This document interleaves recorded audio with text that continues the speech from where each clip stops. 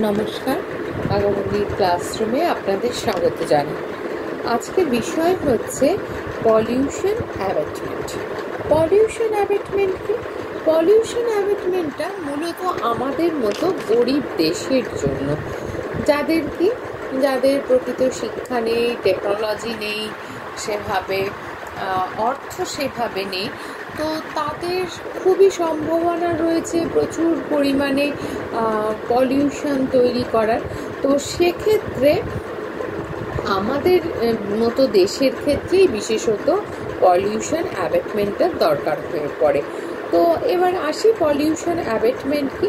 Pollution abetment হচ্ছে কিভাবে পলিউশনকে minimise করা যায় without developed technology or others instruments।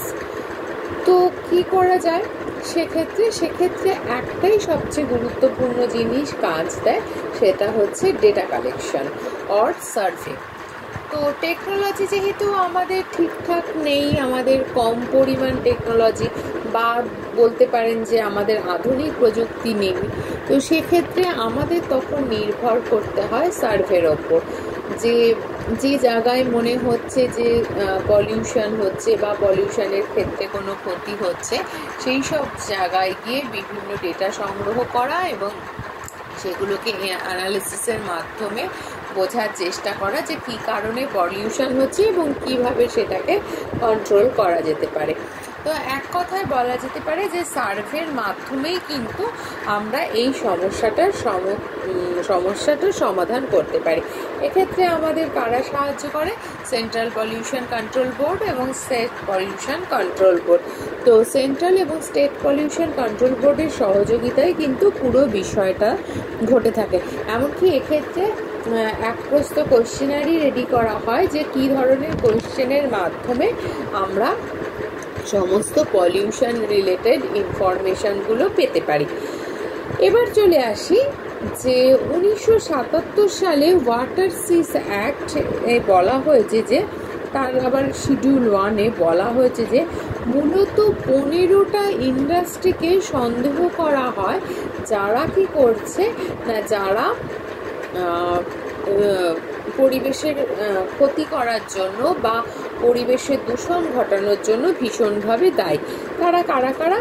Number 1 হচ্ছে ফেরাস মেটালার্জিক্যাল, নাম্বার 2 হচ্ছে নন ফেরাস মেটালার্জিক্যাল, নাম্বার 3 হচ্ছে মাইনিং ইন্ডাস্ট্রি, নাম্বার 4 হচ্ছে ওর প্রসেসিং ইন্ডাস্ট্রি, নাম্বার 5 হচ্ছে পেট্রোলিয়াম ইন্ডাস্ট্রি, নাম্বার 6 হচ্ছে petrochemical industry, number 7 ceramic industry, number 8 cement industry, number 9 হচ্ছে chemical industry, number 10 হচ্ছে textile industry, number 11 হচ্ছে paper industry, number 12 fertiliser industry, number 13 হচ্ছে কোল industry, number 14 হচ্ছে পাওয়ার generating industry, and number 15 হচ্ছে processing of animal and vegetable product industries. তো এই সমস্ত ইন্ডাস্ট্রিজগুলোই কিন্তু মেনলি পলিউশন তৈরি করে।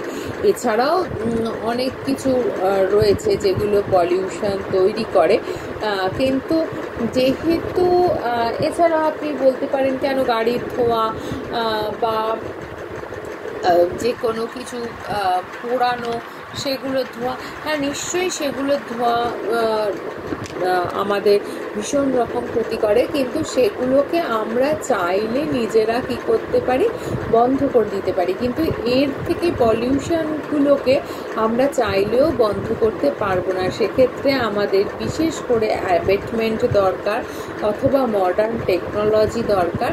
তো যেহেতু আবারও বলছি যে আমরা গরিব দেশ, আমাদের এত টেকনোলজি এত শিক্ষা নেই, সুতরাং আমাদের সার্ভের ওপর ডিপেন্ড করতে হয়, ডেটা কালেকশনের ওপর ডিপেন্ড করতে হয়, এবং সেই ডিপেন্ডেন্সিটাকে কাজে লাগিয়েই কিন্তু আমাদের পলিউশনকে কন্ট্রোল করতে হয়। এবং সেইগুলোকে কাজে লাগিয়ে কী হয়, আমরা 15টা ইন্ডাস্ট্রিকে আইডেন্টিফাই করা সম্ভব হয়েছে যারা মেইনলি কী করছে, পলিউশন ঘটাচ্ছে। তো এদের যদি নিয়ন্ত্রণে রাখা যায় তাহলে পলিউশনটা অনেকটাই কম হয়। তো আজকে বিষয়টা যদি আপনাদের ভালো লেগে থাকে তো প্লিজ লাইক, কমেন্ট, শেয়ার করবেন, এবং যারা নতুন তারা অবশ্যই সাবস্ক্রাইব করে নেবেন, আর প্লিজ স্কিপ করবেন না, পুরোটা দেখবেন।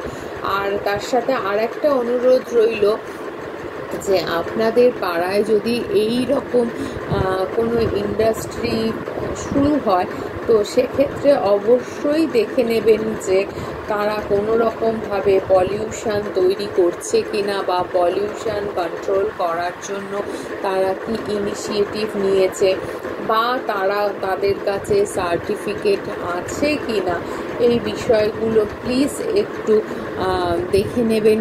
কারণ এই কোম্পানিগুলো যদি পলিউশন করতে শুরু করে তাহলে কিন্তু যে এলাকায় আপনারা থাকছেন সেই এলাকায় কিন্তু সুস্থ শরীরে আপনারা থাকতে পারবেন না। তাই প্লিজ সচেতন হন, সুস্থ থাকুন, ভালো থাকুন, চারদিকে নজর রাখুন, এবং সবসময় বেটার ফিউচারের জন্য চেষ্টা করে চলুন।